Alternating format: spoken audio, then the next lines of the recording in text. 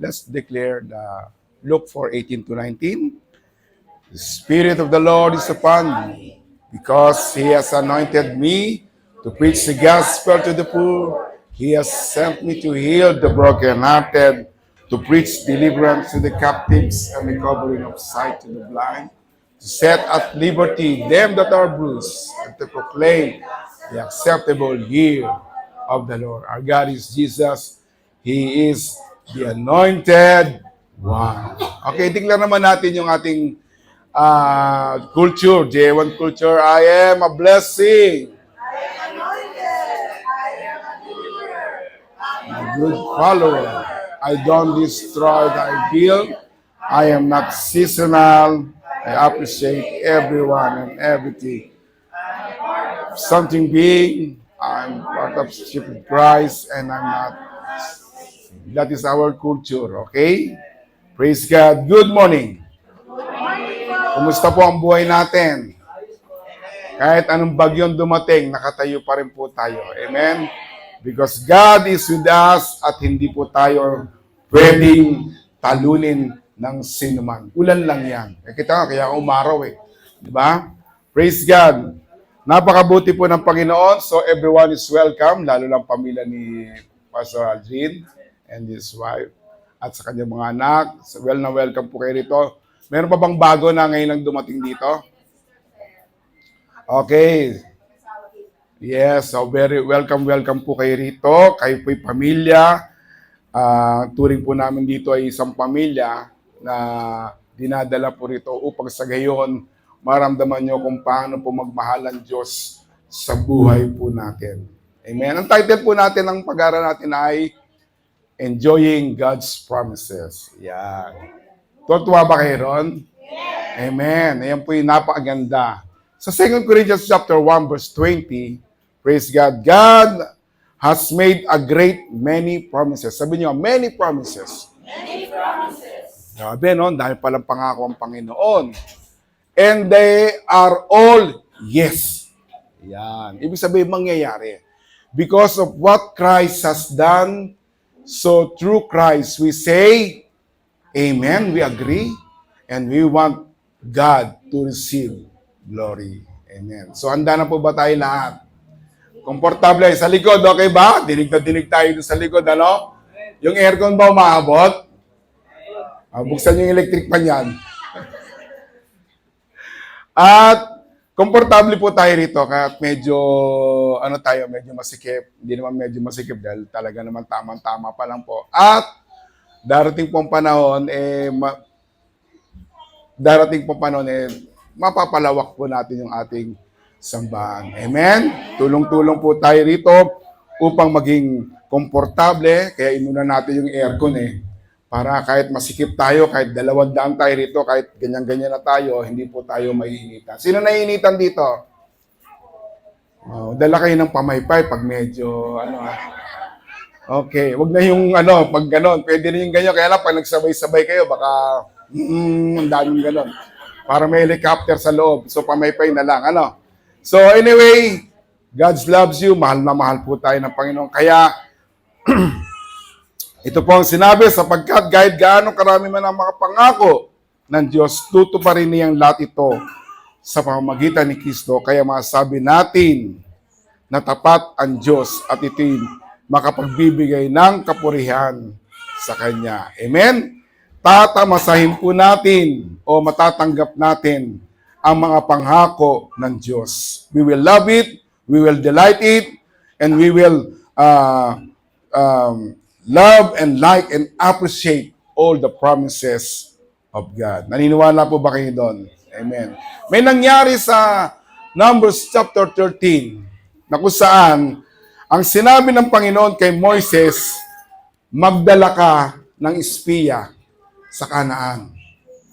Ang Kanaan po ay isang lupang pangako na ibinigay sa mga Israelita. 12. Ipadala mo sa kanila ron. At ibibigay ko ang lupain. Sabihin nyo, ibibigay ko. Ibibigay daw po ng Diyos ang Kanaan, ang promised land sa mga Israelita. So, ang ginawa nila, ang lupain daw niyon ay would flow it with milk and honey. Ibig sabihin, masagana at maganda. ang lupain na ibinigay sa kanila. Sapagkat may patnubay sila, so ang ginawa nila, pumunta sila doon sa Canaan. 12 po yun. At pagpunta nila raw for 40 days, nandun sila, nilibot nila. Ang dami, ang ganda talaga ng lugar. Para bang tung tayo nakakilala sa Lord, nung dati medyo magulo pa ang buhay natin, o medyo may mga sabit pa. Pero dahil sinabi ng Lord, ikaw ay ilalagay ko sa lupang pangako. Ito'y pangako sa iyo. At pagkatapos noon, nangyari nga po sa paglibot nila roon, talagang napakaganda. Sino po ang buhay niya ngayon ay gumaganda at gumaganda? Amen. Kita niyo yung katabi niyo, maganda talaga. Amen. Lahat po tayo ay maganda. At magandang lalaki, magandang babae. Dahil po nasumpungan po natin yung pangako ng Diyos sa atin. So pagdating nila, dumating na yung mga espiya. Pinunta nila yung Canaan, nakita nila, ay, ganda. Tapos sa tindi ng tuwa nila, nakakita lahat ay nakakain na ng mga ubas. Amen. Sabi kasi ni Moises, okay, pagpunta niyo rin, magdala rin kayo ng mga ubas. Ibig sabihin, may pasalubong. Amen. Kaya yung mga kapatid natin, pag nag-abroad, may mga pasalubong. Sino nakatanggap ng pasalubong? Amen. Enjoy that. Enjoy. At pagdala nila ron, sa laki ng ubas, hindi lang tangkay-tangkay na gano'n dala nila, yung gano'n. Hindi. Saan lalaki? Ang ginawa nila, kumuha sila ng kayo, binuhat pa nila, gano'n kalalaking ubas yun, ano? Imagine, dinala na yun, dala-dala na, pagdala. Ito, dala-dala. Pagpunta lang, tuntua sila, talagang tawag to, balutin mo, parang gano'n, balutin mo ako. Dala-dala nila. Blessing na eh. Kinuha pa rin nila. Sabi, papatunayan natin na maganda yung lupa. Yan. Pagpunta nila, dala. Moises, eto na. Yung mga wow, ang laki. Kain na muna sila. Ngayon, maganda yung report. Una, ang ganda po. Ang ganda po ng lupa. At dahil dito, nagdala kami ng kumpul-kumpul na prutas. Amen. At pagkatapos po yun, pero, bila sila nagsalita, yung ibang espiya, yung pinadala ni Moises. Pero, sabi niya ganon, biglang nag-iba yung kanilang pag-iisip o pananaw. Makapangyarihan yung mga taong nakatira doon. Parang bigla silang nanliit. Sabi niya, nanliit sila dahil sabi noon, makapangyarihan yung mga nakatira rito. Doon pa lang po ay nagkaroon na yung mga espiya ng takot at ipinamalita nila, sinabi nila na mahihirapan tayo. Hindi natin makukuha ang lugar na yun dahil may malaking pader. Yan. Napakalaki ng lugar. Bire mo. Ikaw ay bibigyan na ng lupain, aangal ka pa? Ang laki. Sinabi, bibigay ko na sa'yo. Oh, di ba? Pero sinabing napakalaki, parang sobrang laki naman ito. Kaya minsan, pag maliit naman ang ibinigay, ayaw pa rin. Binigyan ng malaki. Parang, Lord, hindi namin kaya to. Hindi, kaya nyo yan. Kaya nga ibinibigay sa inyo. Huwag po tayong magtitiis sa napakaliit na pagpapala. Maging hangarin po natin yung pangako ng Diyos na mas malaki. Amen? Mas malawak. Yan. Pero huwag kayong matatakot. Ha? Kasi minsan nagkakaroon tayo ng takot, kaya ko ba yan? Halimbawa, nagkaroon ka na ng trabaho, umpisa ka pa lamang, tapos inahangad mo na maging maayos ang buhay mo, tapos bilang nagkaroon ng promotion, inilalagay ka ron, tatanong mo sa sarili mo, kaya ko ba ito?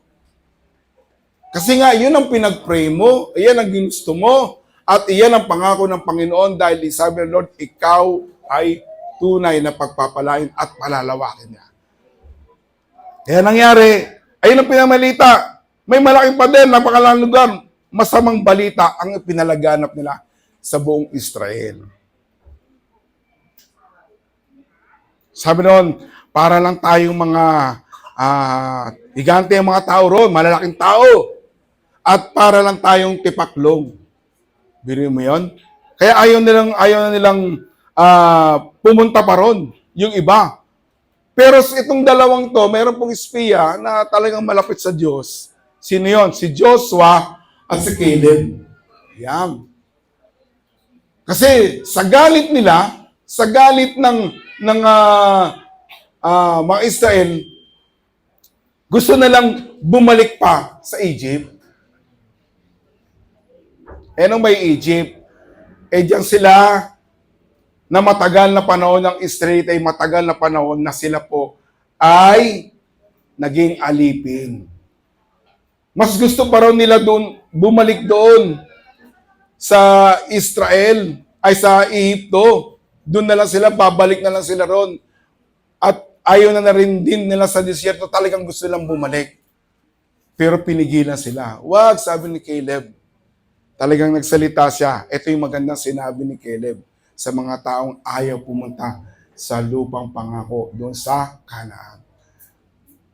Antindi po, sabi rito, itong nabibilib ako rito eh. Number 1 na sinabi niya, binaliktad niya yung report ng mga espiya na nagsabi. Kasi talagang takot yung mga taong yun eh. Yung mga espiya. Pero sabi ron, the land is exceeding good land. Maganda yung lupa. Maganda yung lugar na paglalagyan sa atin. They spake unto all the company of the children of saying, the land which we passed through to search it is an exceeding good land. Kaya tayo ngayon ay narito sa journey ng ating buhay Kristiyano. Kabi-kabila man ang mga problema, kabi-kabila ang mga tanong sa buhay nyo. Sasabihin ko sa inyo, yung journey na pupuntahan nyo ay maganda. Amen? Maganda po. At talagang kayo mamamangha. You will be stand anuman ang problema, anuman pagyanig na dumating sa buhay nyo.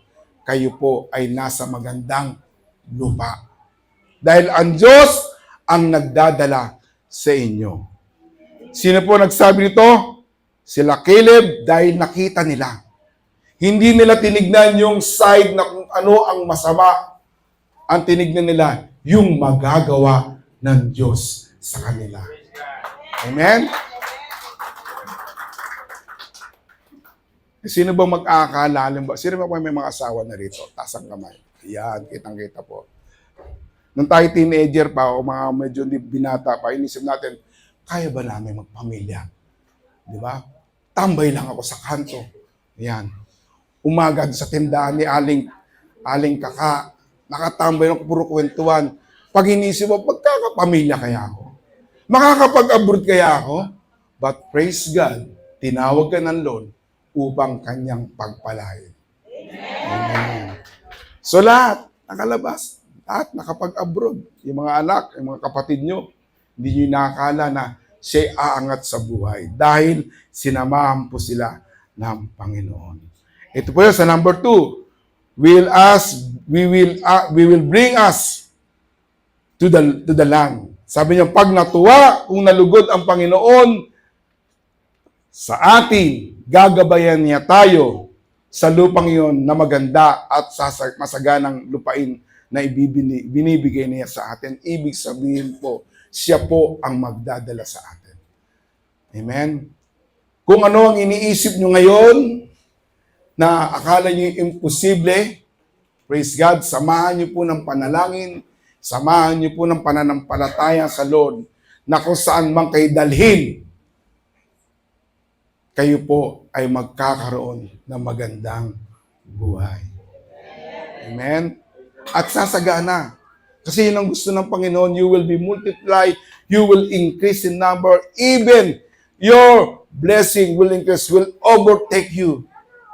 Diba? The Lord's blessing is always there.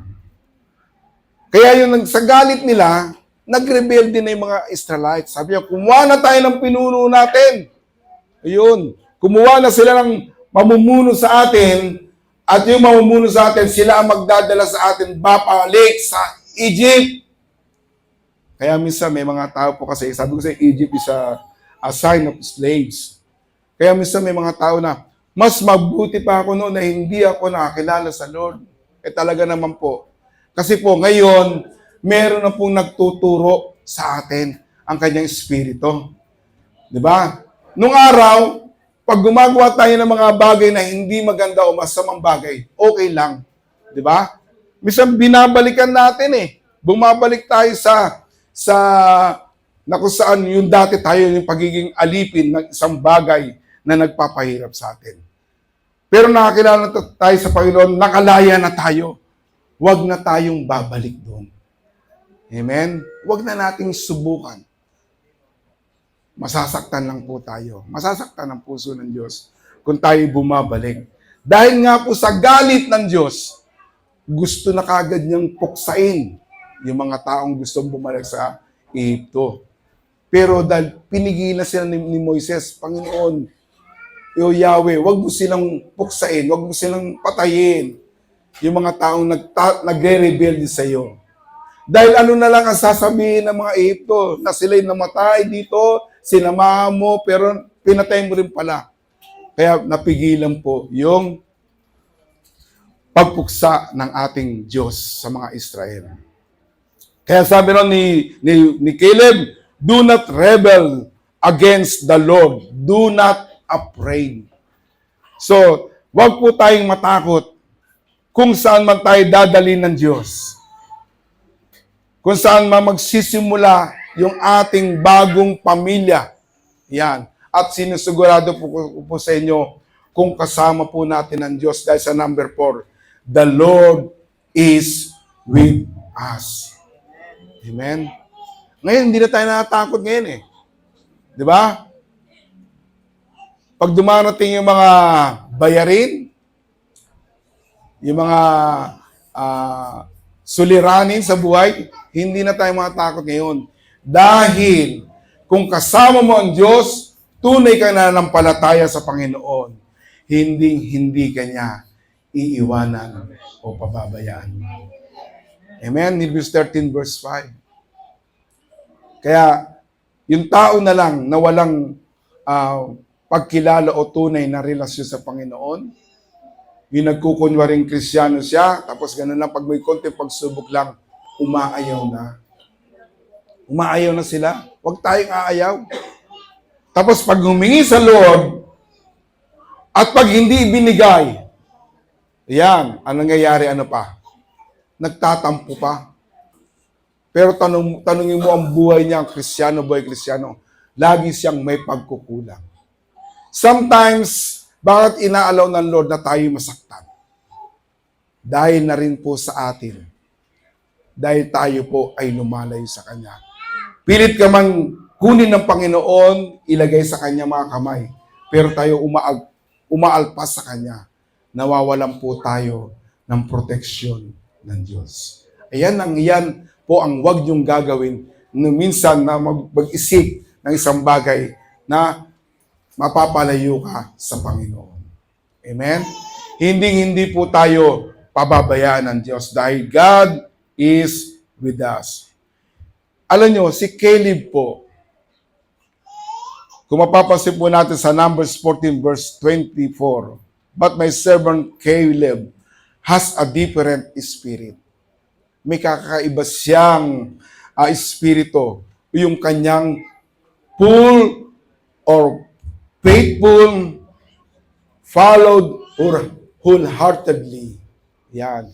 Kaya sa pagsunod natin, maging meron po tayong katulad ng pag-uugali ni Caleb. Merong kakaibang espiritu na kung saan siya ay pinangungunahan at sumusunod sa Diyos. Lahat po ba tayo sumusunod sa Lord? Amen. Kung saan man po tayo dadalhin. Kaya tayo po ay dapat na sumunod sa kalooban ng Panginoon. Dahil tinitignan niya ang puso natin, yung pag-uugali natin, kung tayo nga ay tunay na sumusunod ng buong puso para sa Diyos. Ngayon, itong sinabi niya, let us go up at once. Tayo ay pumunta roon. Kaya pag niyayaya tayo ng ating mga kaibigan, lalo yung mga kamag-anak nyo, lagi yung sinesharan, o mga bunga kayo ng mga taong nagpilit na sa inyo'y pumunta rito, ayan po ang napakagandang nangyari sa buhay nyo. Kaya sabi niya, punta tayo ron. Church tayo. Yan. At sumunod lang po tayo. Tinext ka? Diba? Sino mga tinext dito? Tapos sabi, punta kayo sa church ha. O, diba? Nagpunta. Natagpuan niyo po yung lupang pangako. Yan. Praise God. We will possess. Ibibigay sa atin to. Makukuha natin yung lupang ito. Amen?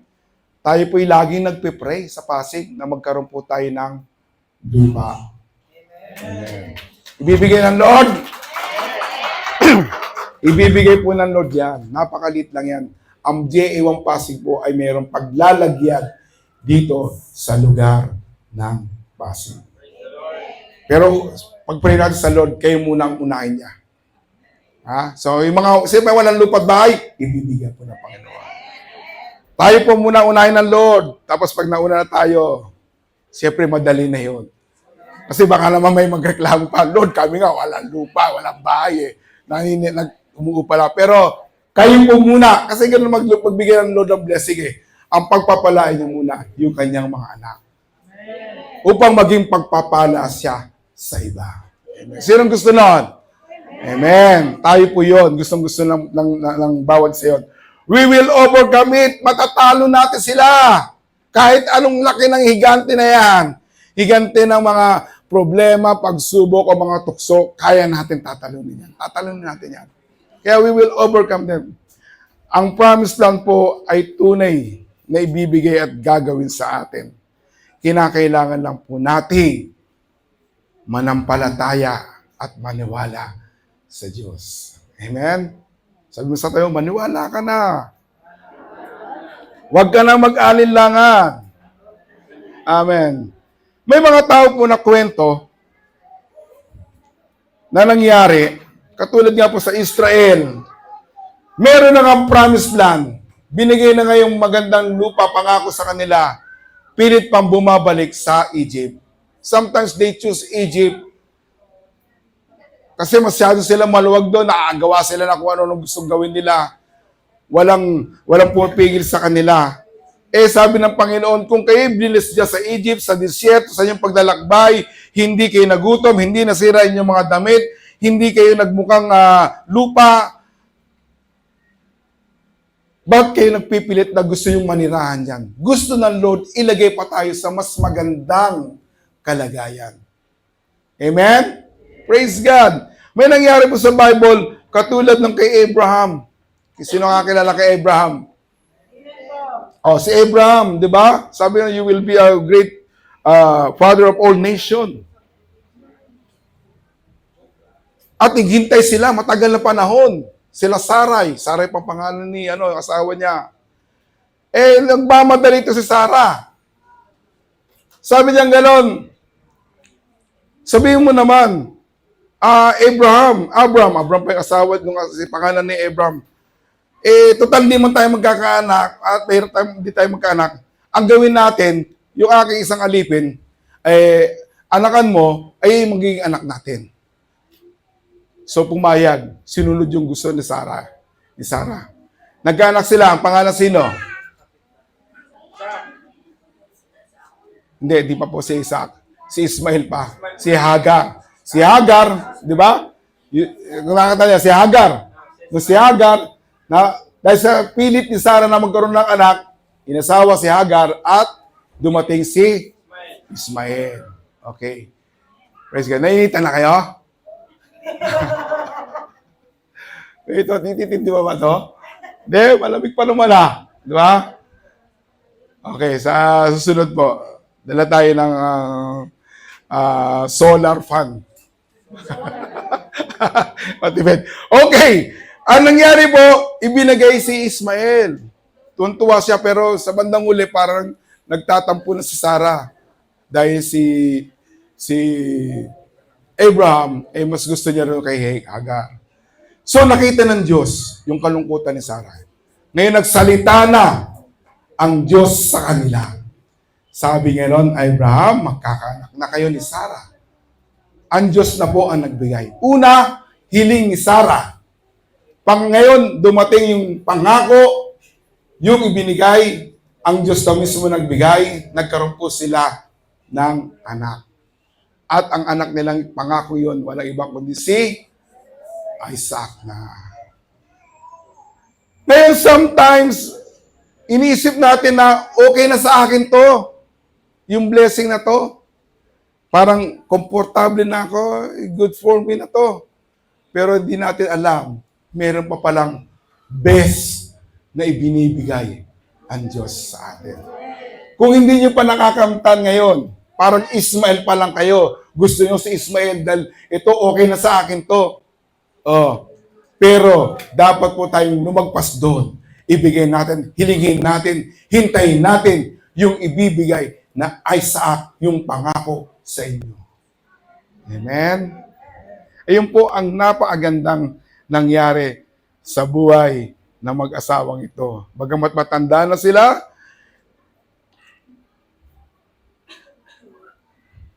sila po ay nagbigay, binigyan ng Panginoon. Dahil sometimes sa buhay natin, tayo po, pag may problema po tayo, may mga bagay tayong i-resolve, iniisip natin, kaya ko to. Yes, kaya mo, dahil magaling ka. At nangyayari, minsan, yung dumating yung sagot sa iyo yun, minsan, hindi ka nasasatisfied dahil hindi yun talaga ang gusto ng Panginoon. Why you choose Ismael if there is Isaac na darating sa buhay niyo? Amen? So, sa bandang uli, we choose what we think is good for us. Yan. Minsan po, iniisip po natin na mabuti ito para sa iyo. Ano yung sabi ron? But God has already prepared what is best for us. Minsan sabi natin, ay, okay na sa akin to. Grade C. Ano ba yung C? Lester na yun, C. Hindi, yung pasado. Ay, okay na sa akin to.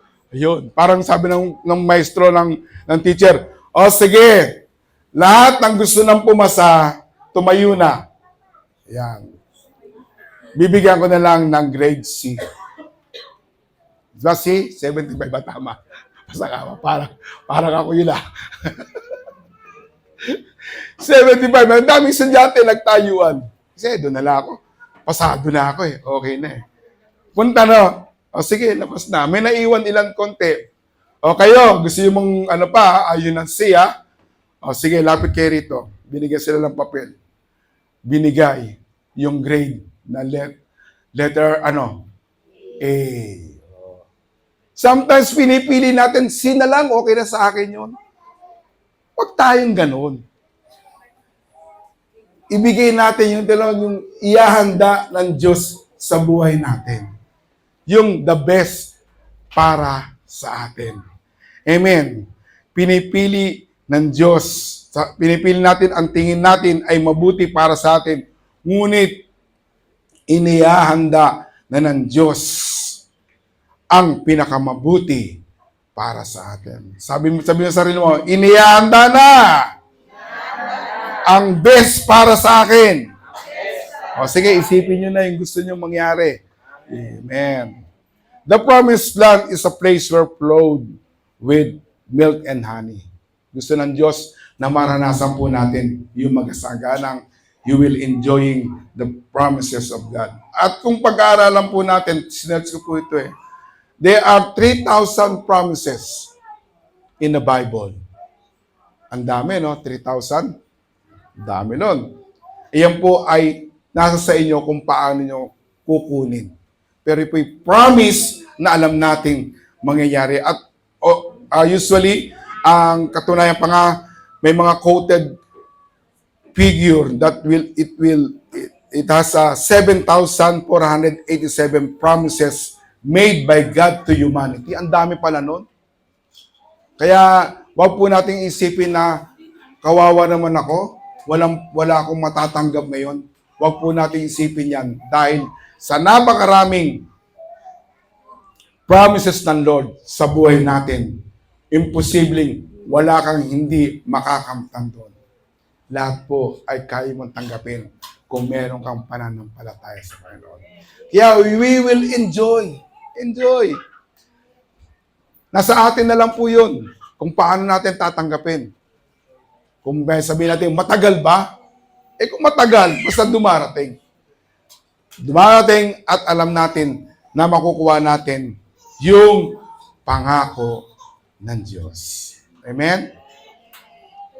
Ito may maraming pangako ng Diyos. Now we will declare that. Ikaw ay pinapagaling ng buhay ng Diyos. Walang sakit. Ano man ang report. Ang report ganito, mabubuhay ka na lang ng 3 taon, 2 buwan, ganito, lalala yung sakit mo.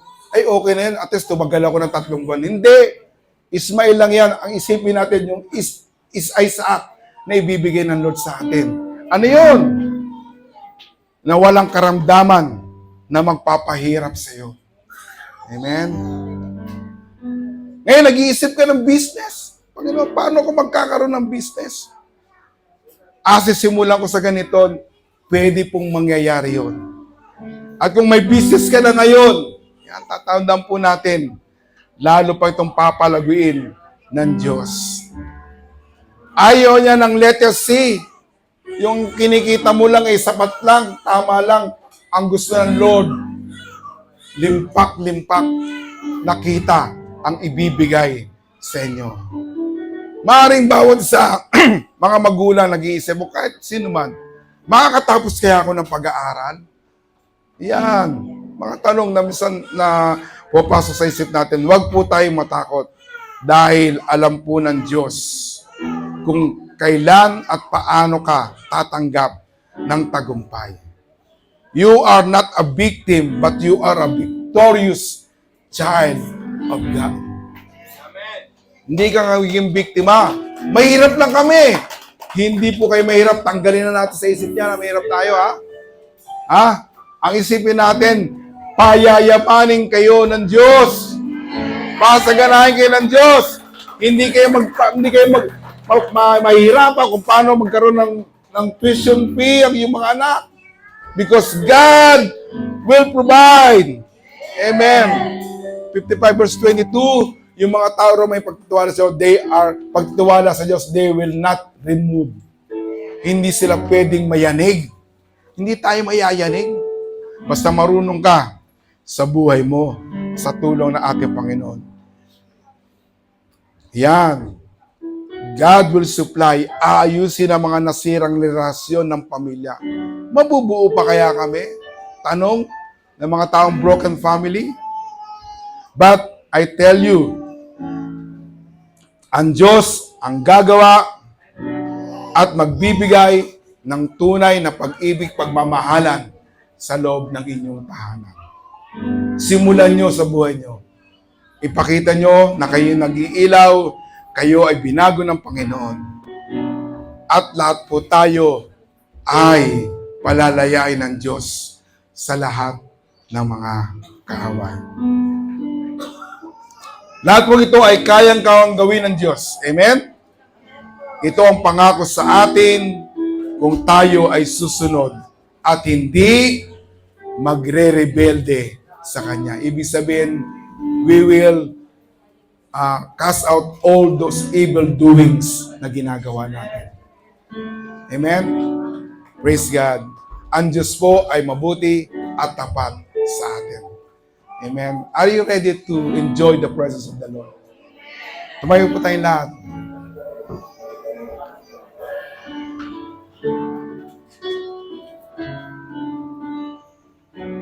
Ang ganda po ng awit nito. And abang inaawit natin to, damayin po natin ang kanyang yakap sa atin. Hindi po nagkukulang ang Diyos sa atin.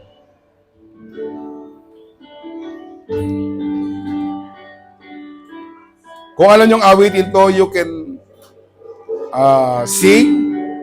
Awitin niyo to na narinig niyo at mula sa puso niyo. Kung hindi niyo alam, Just close your eyes and meditate the song.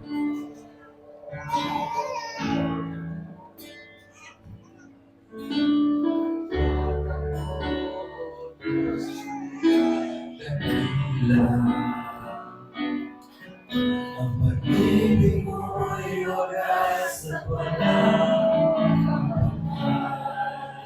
Sa aking puso, sa aking buhay, ako'y magsabay. Bukas mo ngayon, magpakailanman. Amen.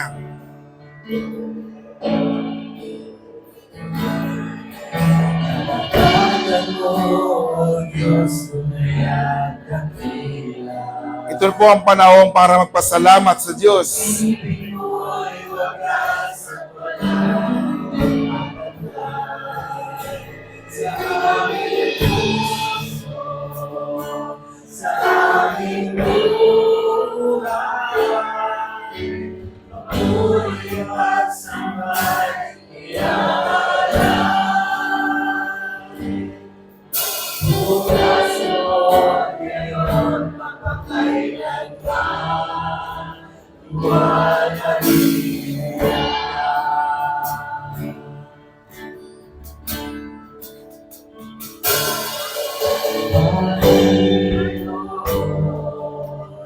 Kay buti mo sa Yes, Lord. Napakabuti ka sa bawat isa. O ikaw lamang. Yes, come on. Awitan mo ang Diyos. Awitan mo si Jesus.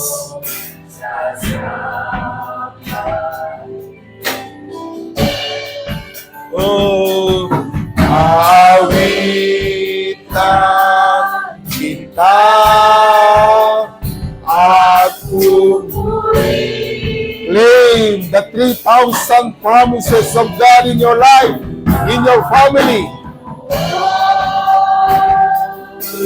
Kay buti mo sa amin.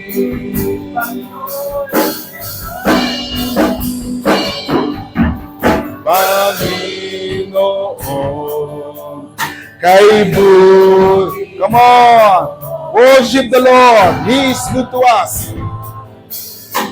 Sambay mo ang Diyos sa puso't isipan. Ikaw lamang ang tangi ko sa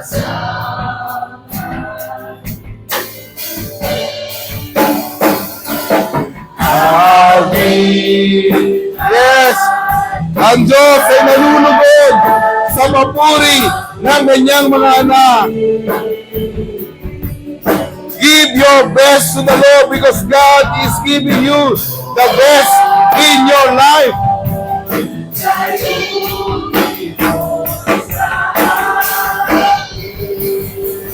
Oh Lord, pagkabuti mo. Yes, Lord, aming Diyos. Oh, come on. Itas mo natin ang ating mga kamay sa Diyos. Kay luluwa. Oh, Lord, makabuti ng Diyos. Hindi ka niya iniiwanan. Hindi ka niya pinababayaan. Ang presensya niya ang sumusunod sa inyo. Oh, nagbabago.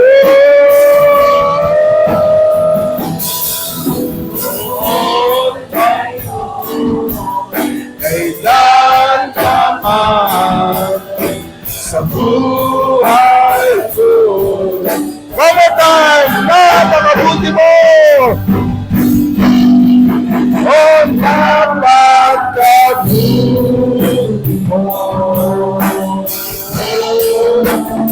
Aming Diyos.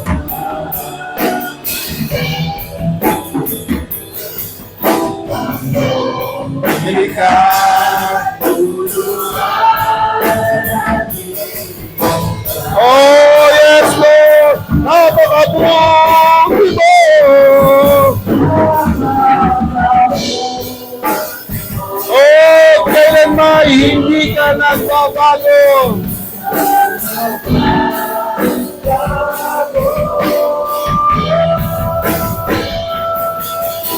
Noon pa kailan pa man sa buhay ko pa. Noon, ngayon, kailan pa man sa buhay ko. For the last time, noon, ngayon,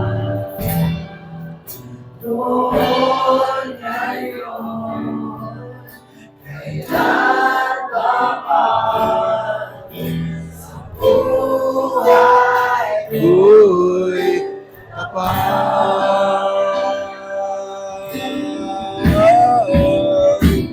Oh, hallelujah.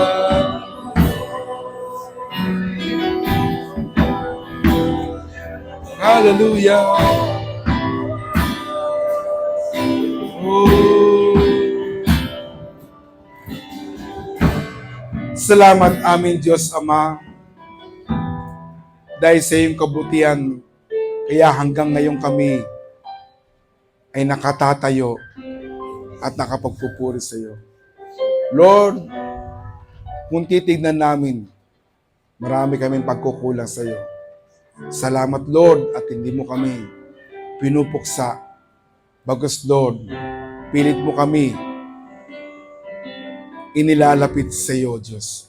Salamat po sa iyong pagmamahal, sa iyong mga pangako na aming tatanggapin sa araw-araw, God. Napakabuti mo sa amin at iyon ay hindi na mawawala sa aming isipan. Lagi namin lalasapin ang kagandahan, ang kabutihan mo sa amin, Panginoon. Sa mga bagong lupa na ibibigay mo sa amin na promised land, O God. Alam ko, Panginoon, narito na po kami sa promised land nito. At meron pa kami dapat paglaanan ng laban. Dalangin po namin, kami po ay iyong samahan. We will possess the land. We will overcome. And we will live sa lugar na kung saan may masagana at magandang buhay. Lahat po ng pangangailangan ng iyong mga anak sa pananalapi, sa kalakasan, sa eskwela, sa business, sa relasyon, Lord, ay patuloy mong tugunin, ayusin, at palawakin, at you will multiply and you will increase the blessing of all your children. Salamat, Panginoon, sa 3,000 pangako na lalasapin namin sa buong taon. We thank you and we love you. Tanggapin mo ang lahat ng papuri, ang lahat ng pasalamat sa pangalan ni Jesus. Amen. And amen. Praise God. God bless you po. God bless.